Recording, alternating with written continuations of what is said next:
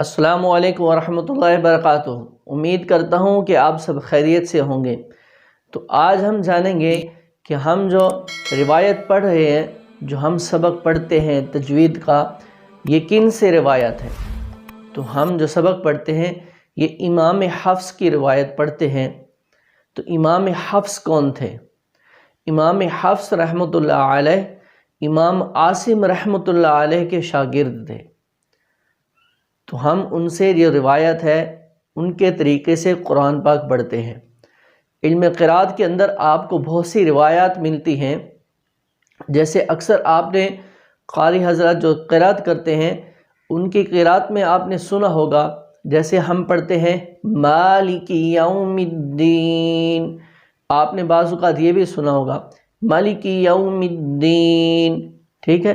یہ مختلف روایات ہیں، مختلف امام ہیں، ان کے طریقے سے پڑھی جاتی ہیں۔ تو ہم جو علم قرات پڑھتے ہیں، جو پاکستان میں پڑھا جاتا ہے، وہ ہے امام حفص رحمۃ اللہ علیہ۔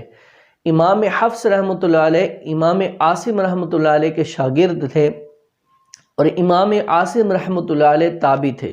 5 صحابہ کرام تھے جن سے امام عاصم رحمۃ اللہ علیہ نے قرآن سیکھا تھا۔ حضرت عثمان رضی اللہ عنہ اور حضرت علی رضی اللہ عنہ اور زید بن ثابت رضی اللہ عنہ اور عبداللہ بن مسعود رضی اللہ تعالیٰ عنہ اور ابی بن کعب رضی اللہ تعالیٰ عنہم اجمعین، ان 5 صحابہ کرام سے امام عاصم رحمۃ اللہ علیہ نے قرآن سیکھا، اور ان صحابہ کرام نے حضور پاک صلی اللہ علیہ وسلم سے قرآن سیکھا۔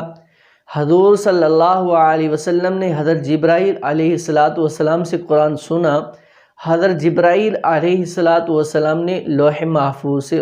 تو یہ ہم تک ایک سلسلہ چلتا آیا، امام حفص رحمۃ اللہ کے ذریعے آگے جو ہے یہ سلسلہ چلتا آیا، ہم تک یہ پہنچا، اور ہم اسی روایت سے اس کو پڑھتے ہیں، آگے پڑھا رہے ہیں۔ جو ہم تجوید کا سبق پڑھتے ہیں، میں آپ کو پڑھاتا ہوں، امام حفص رحمۃ اللہ علیہ کی روایت سے پڑھتے ہیں۔ تو یہ آج ان کا مختصر سا تعارف اس لیے کروانا تھا کہ قرآن پاک میں ایک لفظ ایسا ہے جہاں اکثر لوگ غلطی کرتے ہیں، امام حفص رحمۃ اللہ کے نزدیک اس کو کیسے پڑھا جائے گا۔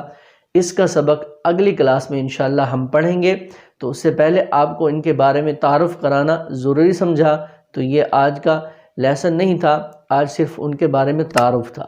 تو اپنی دعاؤں میں مجھے یاد رکھیے گا۔ ملتے ہیں اگلے سبق کے ساتھ۔ السلام علیکم ورحمۃ اللہ وبرکاتہ۔